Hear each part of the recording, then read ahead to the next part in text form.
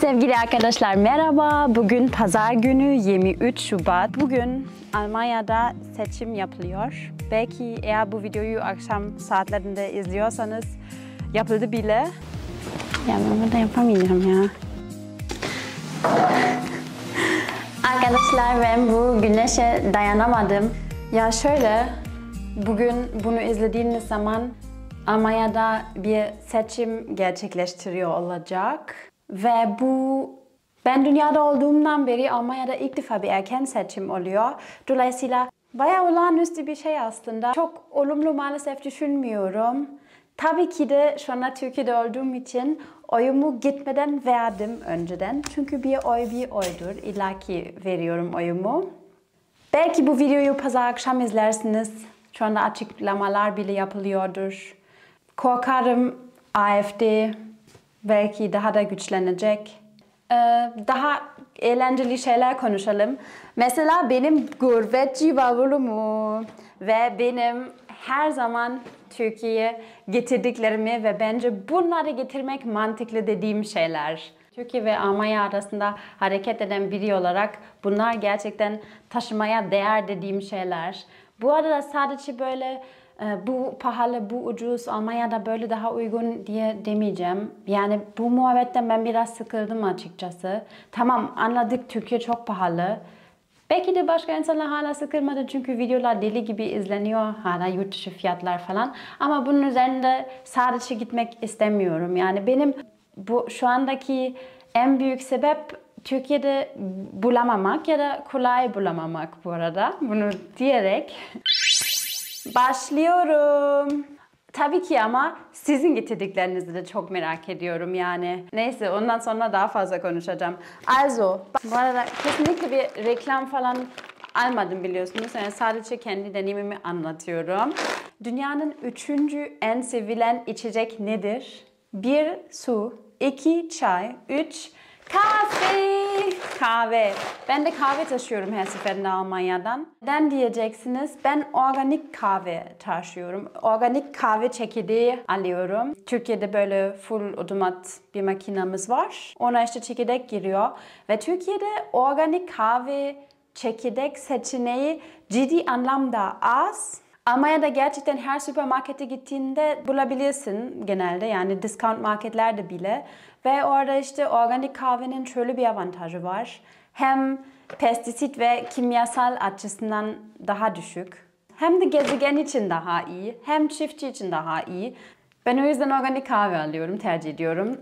Bu açık bir kutu hatta ya. Kapalısını şu anda bulamadım. Bizim evde de tadilat var biliyor musunuz? Dışarıda da güneş. Şöyle, ya ben çok fazla kahve gumisi değilim aslında.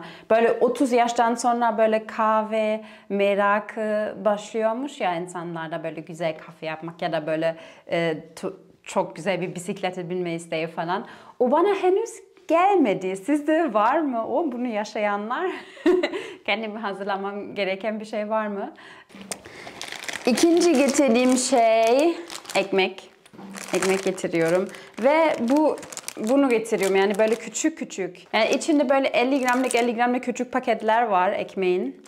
Bunu neden alıyorum? Ya Türkiye'de de bu Alman ekmek var diyenler olacaktır illaki ki var, evet haklısınız. Fakat burada genelde yarım kilo direkt böyle bir paket içerisinde var. O da benim için öyle ki bitiremiyorum ve ya buzdolabına sakladığım halde bozuluyor bu çavdar ekmeği. Ve o zaman da yazık oluyor. Yani alıyorum, 2-3 dilim yiyorum, gerisini atmak zorunda kalıyorum. O sebepten dolayı ben böyle küçük paketli alıyorum. O da organik bu arada. Onu bir de farklı markalar satıyorlar. Bunu genelde böyle Brotkorb, ekmek sepeti diye adlandırılıyor. Bu ekmeği herkes sevmiyor. Benim dışında sevenler var mı burada? Alman arkadaşlık çevremde bile bunu tercih etmeyen insan var bayağı.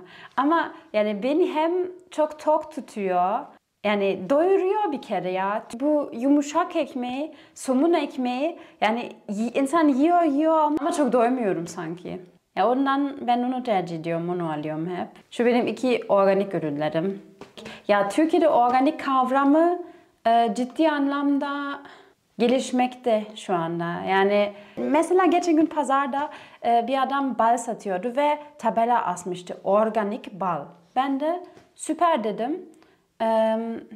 Ama acaba organik mi? Yani benim organikten kastettiğim organik bir sistem yani. Sertifika alabileceğiniz, yani bazı gerekenleri yapıldığı zaman bir sertifika ile sonuçlanan hem çevreye hem hayvanlara daha saygılı bir üretim türü. Bu satıcı da sonra bana oğlunu çağırdı. Telefonla oğluna bir şey açtırdı. Oğlunun da bana gösterdiği şey marka tescil belgesi. Yani marka belgesi ama organikle hiçbir alakası yok. Organik sertifikası da yoktu zaten bu insanın. Özellikle bu Kaş Kalkan taraflarında organik gözleme, organik bu, organik şu diye yazılar çok görüyoruz ama yani onun bir organiği yok. Ankara'da organik pazar var, pazar günleri, şu Çankaya'da. Orada gerçekten sertifikalı ürünler de satılıyor. Tabii orada ekonomi de hep bir faktör. Yani onlar biraz daha pahalı ürünler. Ama ya sağlığımızdan daha pahalı bir şey olamaz yani. Hani ben okulumdan dolayı bu işte farklı organik sertifikalarla biraz ilgilendim ve gerçekten şaşırtıcı yani böyle aslında nasıl diyeyim böyle gezegene, hayvana, çalışanlara kötü davranmayan bir şey organik, gerisi normal. Yani şaşırtıcı yani modada da öyle mesela. İşte bizim işte fair fashion dediğimiz şey yani zarar vermemeye çalışan şey. Ama aslında ya öyle olması gerekmiyor mu ya? Neyse devam ediyorum. Biliyor muydunuz? Akşamları böyle görünüyorum ben. Onun sebebi bunlar arkadaşlar kontakt lens. Bunları kullanıyorum çünkü maalesef gözüm görmüyor ve çizdirmek için de benim cesaretim yok. O yüzden ben lens takıyorum her gün. Bazen aylık lens, bazen günlük lens kullanıyorum ve onları Almanya'dan getiriyorum. Onun sebebi de Türkiye'de SGK reçete ile satılması optik dükkanlarında ve benim de SGK reçetem olmadığı için onları alıyorum. Almanya'da markette satılıyor. Yani Rossmann, DM gibi, ama Kaufland gibi süpermarketlerde de bulabilirsiniz. Numaranızı bildiğiniz zaman direkt alıp kullanabilirsiniz. Hiç kimseyle görüşmeden. Ben de onları böyle alıyorum. Türkiye'de de daha önce şöyle olmuştu. Yüzerken suda aylık lensimin bir tanesini kaybettim. Sonra lensim yoktu. Sonra İzmir'de bir arkadaşım bana yardımcı olmuştu almak için. Fakat ya böyle yalvar yakar rica minnet alabildik. O da ne bileyim iyi hissettirmiyor insana ya. Bir de yani böyle sanki yanlış bir şey yapıyormuşum gibi öyle de istemiyorum. O yüzden Almanya'dan alıyorum hep. Türkiye'nin birçok yerinde dışarıda yemek yemek Almanya'dan daha pahalı, birçok ürün daha pahalı. Gerçekten bazen bavul ticaret yapmayı düşündüğüm anlar oluyor. Ama o yüzden buna hiç girmeyeceğim. Yani ona kafa takacak olursa gerçekten bir sürü şey getirmek ister insan.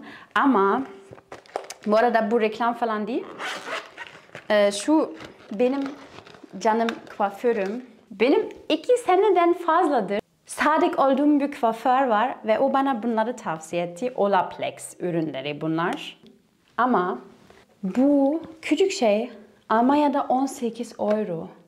Türkiye'deki fiyat kat yani o artık ona dayanamıyorum. O yüzden hem de yani küçük bir şey olduğu için illa oradan alıp getiriyorum yani.